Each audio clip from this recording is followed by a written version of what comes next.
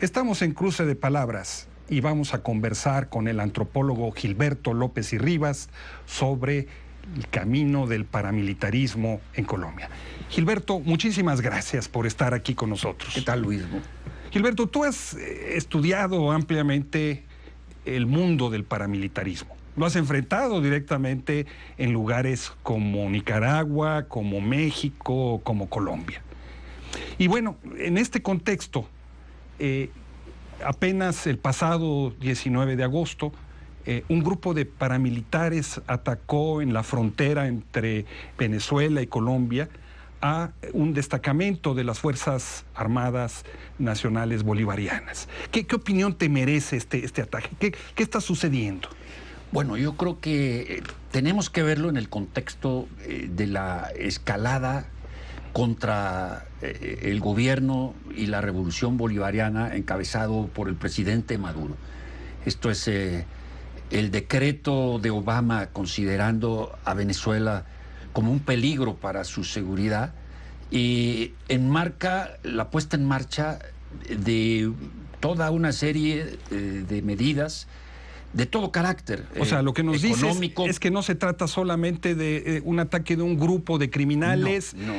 que se dedicaban al contrabando, cosas por el estilo. No, para nada. Yo creo que el contexto actual de Venezuela, todo lo que ocurre está bajo una estrategia específica de golpear a la revolución, de golpear al gobierno, de provocarlo, de llevarlo hasta las últimas consecuencias, de hacer este tipo de movimientos en donde el paramilitarismo no es ni la primera, ni creo que va a ser la última vez que ataque a Venezuela. Tú dices, esta acción de los paramilitares forma parte de una estrategia de desestabilización en contra del gobierno de Nicolás Maduro. Así es, particularmente la frontera colombiana es una zona muy permeable donde centenares de personas cruzan diariamente, miles de personas, y entre ellas los grupos, muchos de los cuales han sido detenidos en el pasado, han sido confiscadas sus armas. No es ni la primera vez que ataca y en este caso muy concreto creo que las medidas tomadas por el gobierno de Venezuela. Cuando hablas de medidas estás hablando del estado de excepción en los municipios, del cierre de la frontera, de la deportación de elementos indocumentados de Colombia a su país de origen. Así es, de la prisión y deportación de algunos jefes de los paramilitares. Todas esas medidas eran necesarias y creo que en este sentido... No son una exageración, como ha dicho una parte de la prensa internacional. No, yo creo que la prensa internacional tiene también parte dentro de este juego en donde le toca justificar precisamente todo lo que hagan los paramilitares. Es decir, la prensa, la narrativa internacional alrededor de Venezuela está cargada precisamente de esta estrategia de golpeteo contra la revolución y contra sus logros y de desestabilizar el gobierno como el propósito final de esta estrategia. Se ha señalado al expresidente de Colombia, Álvaro Uribe, hoy senador, de estar detrás de esta estrategia. Bueno, ¿Te parece a ti una acusación sustentada? Absolutamente. ¿Por qué, Gilberto? Pues porque Uribe, ya como gobernador y después como presidente, fue quien realmente le da un peso enorme al paramilitarismo en Colombia. Podría decirse que Uribe introduce como política de Estado el paramilitarismo. Estamos hablando de la parapolítica, entonces. De la parapolítica. O la política paramilitar. Y de los paragobernantes, que creo que el paradigma de ello es Uribe. Uribe es el jefe el jefe del paramilitarismo y al mismo tiempo el jefe del Estado. Entonces, evidentemente que detrás está el ahora senador Uribe, y que tiene una gran responsabilidad y debiera de estar en una corte penal internacional por todos los crímenes cometidos contra el pueblo colombiano y ahora contra el pueblo de Venezuela. O sea, no solamente se trata de los vínculos que se le han señalado con el mundo de las drogas, sino muy directamente con la formación, el auspicio de estos grupos paramilitares. Sí, porque el paramilitarismo tiene que... la caracterización del paramilitarismo es la delegación de la violencia supuestamente legítima y supuestamente monopolio del Estado hacia este tipo de grupos, para que estos grupos hagan lo que las Fuerzas Armadas o las fuerzas de seguridad no pueden hacer dentro de los marcos jurídicos. Es decir, siempre el paramilitarismo es una delegación de la violencia del Estado, ya sea a través de grupos que operan bajo la sección de inteligencia del ejército, o ya sea grupos parapolicíacos, pero siempre está bajo el control de un Estado. O sea, no estamos hablando de grupos estrictamente criminales, por más que cometan actos delincuenciales. No, estamos hablando de grupos integrados específicamente para una tarea clandestina, fuera de la ley, evidentemente, y que introduce en Colombia lo que podría llamarse el terrorismo de Estado. El terrorismo de Estado a través de formas de violencia inusitadas, espantosas, terribles. Yo estuve en el Putumayo y ahí pues pude ver... ¿En qué año estuviste, Gilberto? Hace alrededor de 3 años estuve en el Putumayo para la Comisión Ética contra los Crímenes de Estado. Nos tocó ir al Putumayo y ver directamente que incluso el jefe paramilitar tenía una oficina dentro del cuartel militar. No había duda de su relación. No, uno podía ver en las carreteras a los grupos del ejército y a los grupos de los paramilitares convivir. En plena armonía. Exacto, porque hay una división de tareas. Es decir, el paramilitarismo lleva a cabo aquellas... se ha comparado como el martillo de un emplazamiento militar. Es decir, el yunque es el ejército, son las Fuerzas Armadas, y el paramilitar es el que golpea en lugares precisos y de manera siempre ilegal y con un extremo uso de la violencia. Estás hablando de un ejército paralelo, integrado al ejército formal. Exactamente. ¿Y cuál es el enemigo de ese ejército? ¿A quién busca combatir? Desde el inicio de los años 60, Colombia tiene ya casi 50 años del uso del paramilitarismo. Va dirigido contra las fuerzas populares, contra las fuerzas guerrilleras. Es una táctica de carácter contrainsurgente que nos viene del... Cuando hablas de contrainsurgencia, ¿a qué te refieres, Gilberto? ¿Cómo se lo explicarías al ciudadano común y corriente que no está familiarizado con ese término? Que a partir del triunfo de la Revolución Cubana, particularmente en América Latina, los militares estadounidenses, con el auxilio de sus contrapartes en Francia, en Israel, en otros lugares del mundo, introducen dentro de la doctrina militar el uso de fuerzas irregulares de carácter clandestino que sean los que golpeen donde las Fuerzas Armadas no pueden hacerlo. No están sujetos a las convenciones de Ginebra, pueden llevar a cabo tareas tanto específicas como tareas de contrainteligencia. Y nos dices que estos grupos entonces forman parte de una estrategia estadounidense que en América Latina se desarrolla a partir del triunfo de la Revolución Cubana. Así es. ¿Qué te parece si vamos a una pequeña pausa? Y a ustedes, amigos, los invitamos a que continúen aquí con nosotros en Cruce de Palabras. Volvemos. Estamos de regreso en Cruce de Palabras conversando con el antropólogo Gilberto López y Rivas sobre la larga marcha del paramilitarismo colombiano. Gilberto, antes de irnos al corte, tú nos explicabas cómo se trata el paramilitarismo de una estrategia que desarrolla en América Latina a partir del triunfo de la Revolución Cubana. Sí. ¿Y cómo es que se extiende? ¿Cómo es que trabajan? ¿Significa que los militares latinoamericanos han sido formados por el ejército estadounidense? Han sido entrenados. De hecho, el paramilitarismo de Colombia tiene el auxilio, la ayuda, el entrenamiento, la logística de Estados Unidos en la conformación de los primeros grupos paramilitares. En México también, durante la llamada Guerra Sucia, tenemos ¿La Guerra Sucia en México estás hablando de qué años? Estamos hablando de principios de los años 70, 80 e incluso hasta los 90. Con más de 500 desaparecidos, asesinados. Exactamente. México, Colombia, ¿qué otros países? Guatemala, con el uso forzado incluso de población indígena. Y las patrullas de autodefensa. Las patrullas de autodefensa que indígena, constituían la parte paramilitar del Estado genocida guatemalteco. El uso en El Salvador, particularmente, de los escuadrones de la muerte también. Se extendió por toda América Latina. O sea, es una estrategia global, no exclusiva de Colombia. No, para nada. Colombia, digamos, es el paradigma del paramilitarismo porque... Donde más se desarrolla. Claro, porque además, pues ahí se tiene un conflicto armado con varias de las guerrillas, tanto las históricas como las que ya no existen, como el M-19, y a partir de los años 60 se introducen los primeros grupos paramilitares. Pero de hecho, el grupo de muerte a los secuestradores, que es el antecedente de las autodefensas en Colombia, surge del combate del cártel de Pablo Escobar en contra del M-19 que tú señalabas hace un momento. Y es donde se entrecruza un fenómeno que actualmente juega un papel muy importante en la conformación de grupos paramilitares, que es el narcotráfico.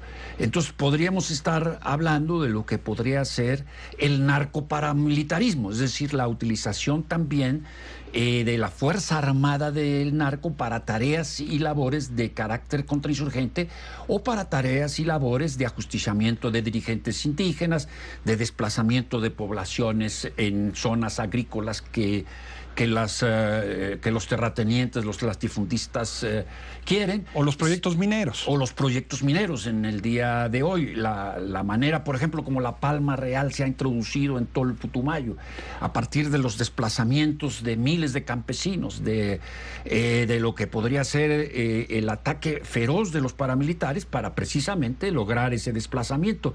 Entonces el paramilitar tiene papeles que jugar.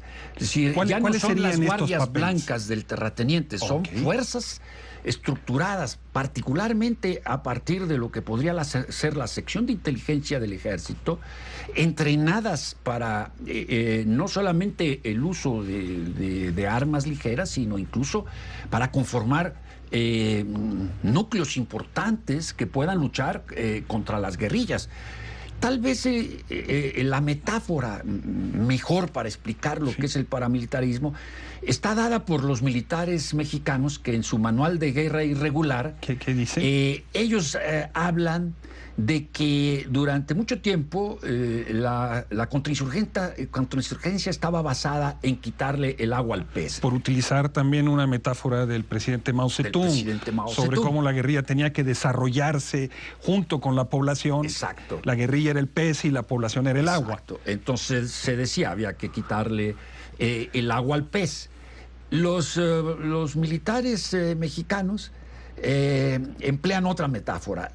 Conociendo lo de Mao, dicen, no solamente hay que quitarle el agua al pez, se puede mover el agua o se pueden utilizar peces más bravos que ataquen a los peces guerrilleros.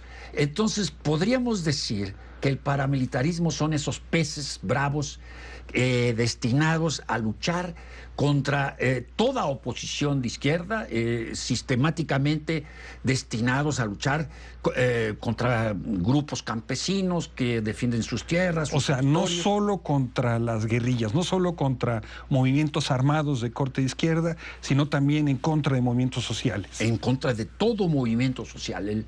El paramilitarismo y el narcotráfico, particularmente el día de hoy, juegan un papel muy importante en la desposición, en el despojo.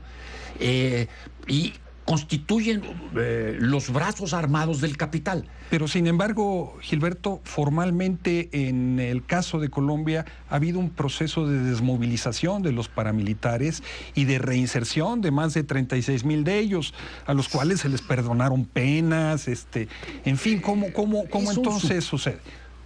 Es una supuesta desmovilización. Yo creo que el paramilitarismo nunca ha parado en Colombia. De hecho, como te contaba, pudimos verlo en el Putumayo hace unos cuantos años. O sea, hay una nueva generación de paramilitares. Hay una nueva generación. Yo creo que nunca ha cesado el uso de los paramilitares.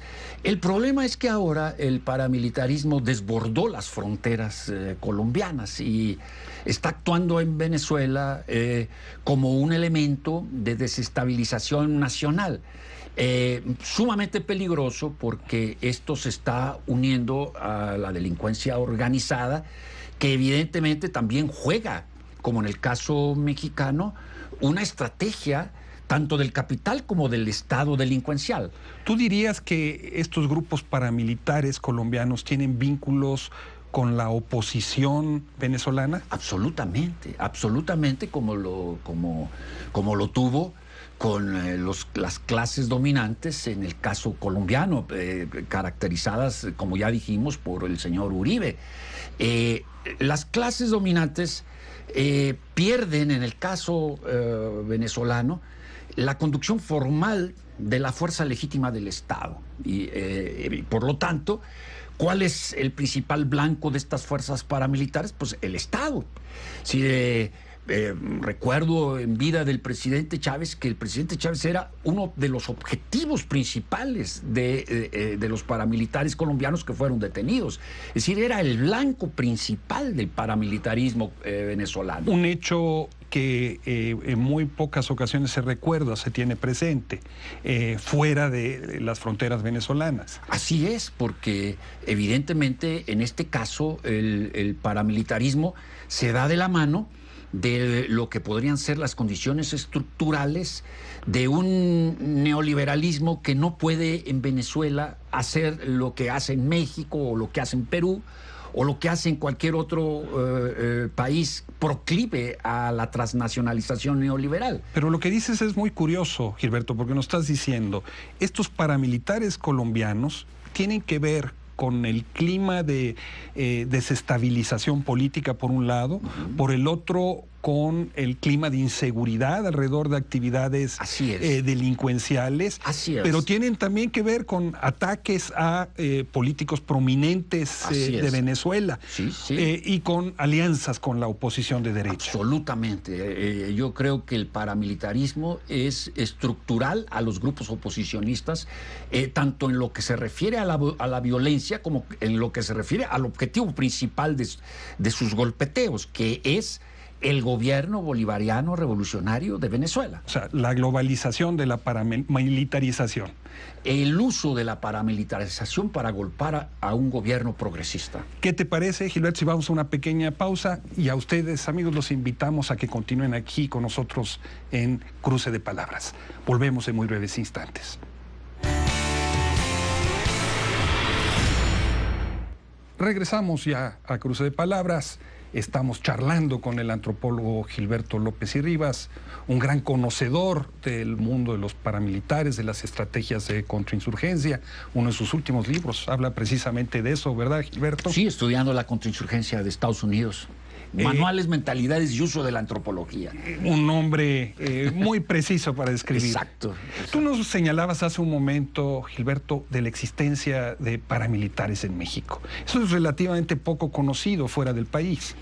Bueno, México se vende en el mundo como una democracia donde los derechos humanos se respetan. Absolutamente. En México tenemos décadas en que no se respetan los derechos humanos y se violentan colectivamente. El paramilitarismo en México tiene también muchísimos años. Uno de los primeros grupos paramilitares que actuaron en 1971 fue el grupo de los Halcones, un grupo particularmente interesante porque fue evidentemente urbano contra el movimiento estudiantil y que atacó el 10 de junio de ese año con varios muertos.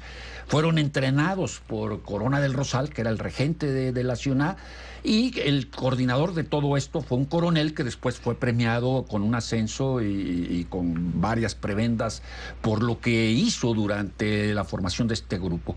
También durante todos los años de la llamada Guerra Sucia, particularmente en contra de la guerrilla, la 23 de septiembre, las guerrillas de Lucio, etcétera, existe un grupo paramilitar que es la Brigada Blanca, que se organizó de ajusticiamiento. Fue un grupo de contrainsurgencia, de contrainteligencia y de caza con Z, ¿verdad? De los guerrilleros de la 23 de septiembre. Ahí jugaron un papel muy importante Nazararo, personajes de la política mexicana terriblemente involucrados, incluso con vínculos internacionales también. Con vínculos internacionales y también evidentemente coordinados con la embajada estadounidense. Y con estrechas relaciones también con los aparatos de seguridad colombianos. También hubo intervención, como la sigo habiendo hasta la fecha, de todos los aparatos de inteligencia. Y particularmente en México la Brigada Blanca tiene en su haber la introducción, antes que en muchos de los países de América Latina, de lo que podrían ser llamados los vuelos de la muerte, que se usaron en Argelia para desaparecer a revolucionarios y que se usaron en México, particularmente en Guerrero, para desaparecer guerrilleros y estudiantes. Los ecos de la lucha de liberación de Argelia llegaron a toda América Latina. Llegaron.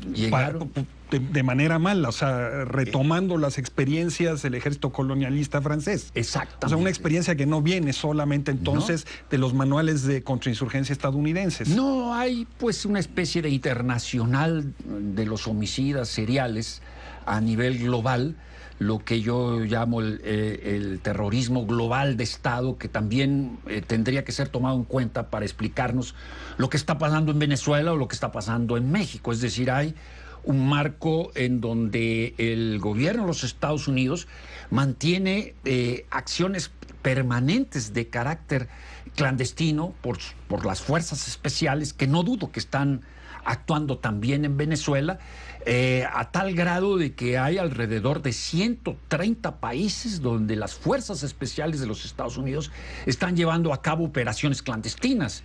¿Y esas fuerzas especiales tienen vínculos con los paramilitares locales? Evidentemente son parte de sus organizadores y de sus coordinadores. En el libro que yo publiqué, ahí narro una parte escalofriante de un manual de contrainsurgencia, donde dice de operaciones a los cuales ellos llaman cazar, matar, que es la táctica, dicen ellos, la técnica o táctica para los escuadrones de asesinos que matan a un dirigente particular, ya sea de la guerrilla o de la oposición o simpatizantes de los insurgentes.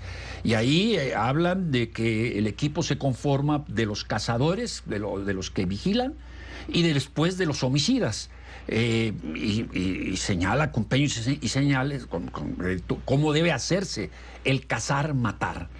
Gilberto, regresando a la frontera entre Venezuela y Colombia, ¿no estamos entonces ante un mero problema fronterizo? No, para nada, no. Yo me acuerdo que visitamos el Orinoco y conversamos hace unos 4 o 5 años con un capitán de la Fuerza Armada Bolivariana, y él nos hablaba de las dificultades enormes de lo que era esa frontera desde el punto de vista de los intereses de la revolución. Una frontera por donde se pasa gasolina de contrabando. Exacto. De Venezuela a Colombia, sí, víveres subsidiados, ganado. O sea, y al revés, del otro lado es una frontera donde se puede pasar droga para procesar y transportar, donde se pueden pasar armas. Bueno, acaban de descubrir las fuerzas policiales y de inteligencia bolivarianas que había una bodega con 50,000 toneladas de alimentos.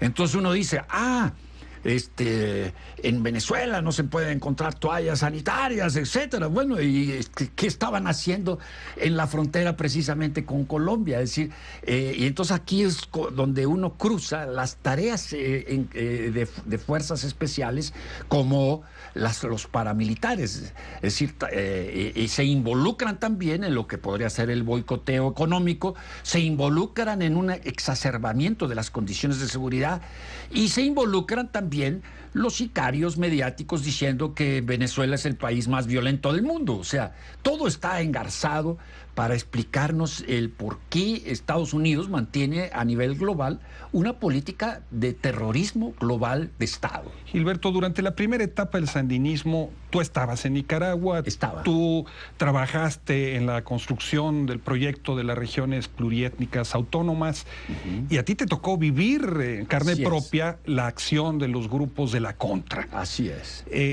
No derrotaron al gobierno, pero lo debilitaron.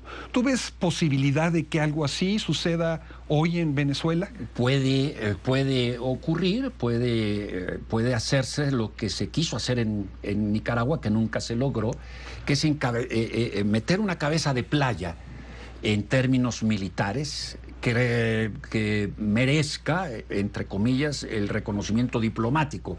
Es decir, todo puede ocurrir a través de Colombia. Colombia juega un papel de alfil o de torre, como quieras tú decirlo ajedrecísticamente, del gobierno de los Estados Unidos. Entonces, evidentemente que por el lado de Colombia hay que observar detenidamente las acciones de los grupos paramilitares y las acciones del propio gobierno de Colombia. Pero diera la impresión de que la política del presidente Santos no es la política del expresidente Uribe, de que ha habido mucho más mesura y ánimo conciliatorio. Uno quisiera creer en esos políticos, pero realmente cuando uno observa el tratamiento de ese gobierno supuestamente conciliador con el movimiento popular, con el movimiento indígena, los asesinatos, con los desplazamientos que siguen teniendo lugar, no obstante las conversaciones en La Habana, uno duda de que Santos pueda ser un poquito más santo que su antecesor.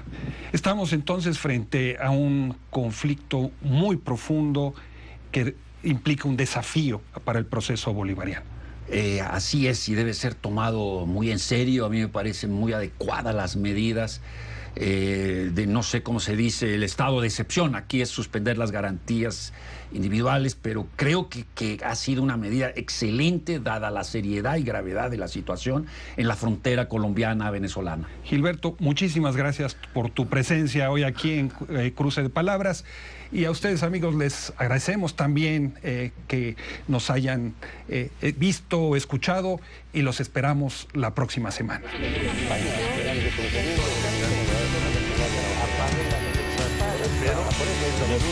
Bye.